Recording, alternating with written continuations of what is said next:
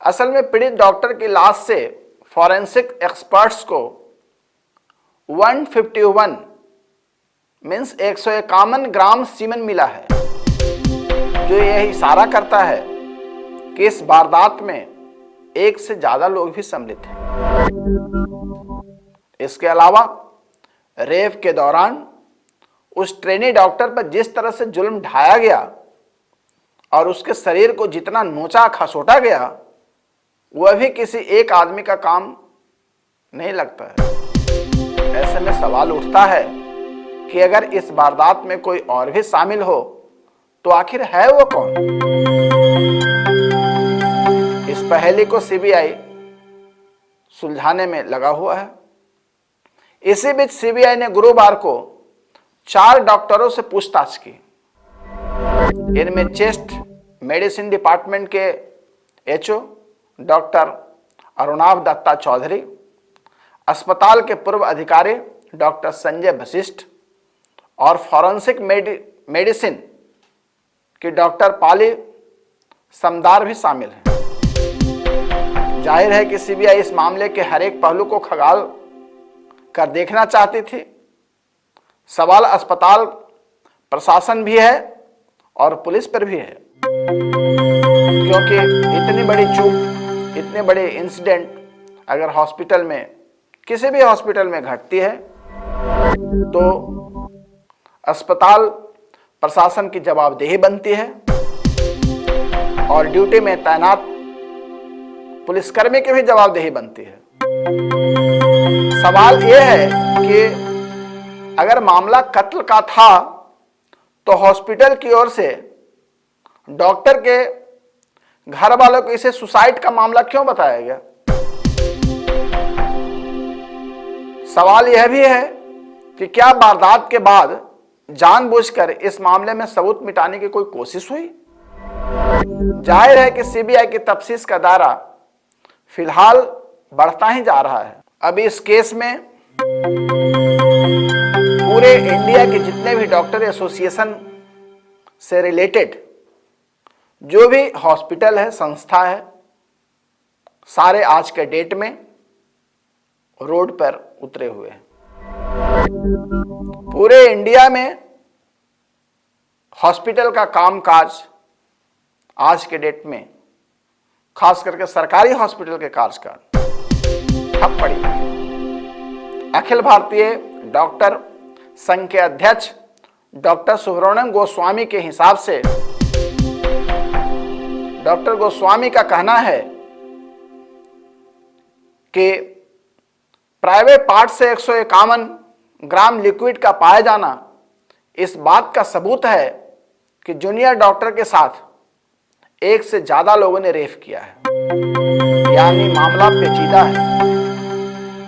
मामला ये gang rape का है, जैसा कि डॉक्टर सुब्रमण्यम गोस्वामी का कहना है। उन्होंने कहा कि औसतन एक शख्स का जो सीमन होता है वो 5 ग्राम के आसपास ही होता है। हालांकि मामला का रेप का है या गैंग रेप का है, इसकी तफ्तीश सीबीआई कर रही है।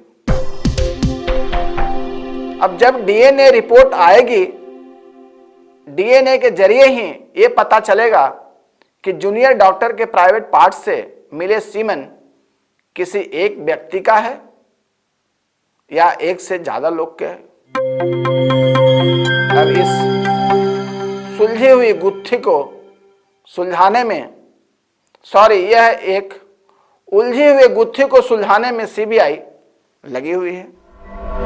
टाइम तो लगेगा। डॉक्टर सुब्रमण्यम गोस्वामी ने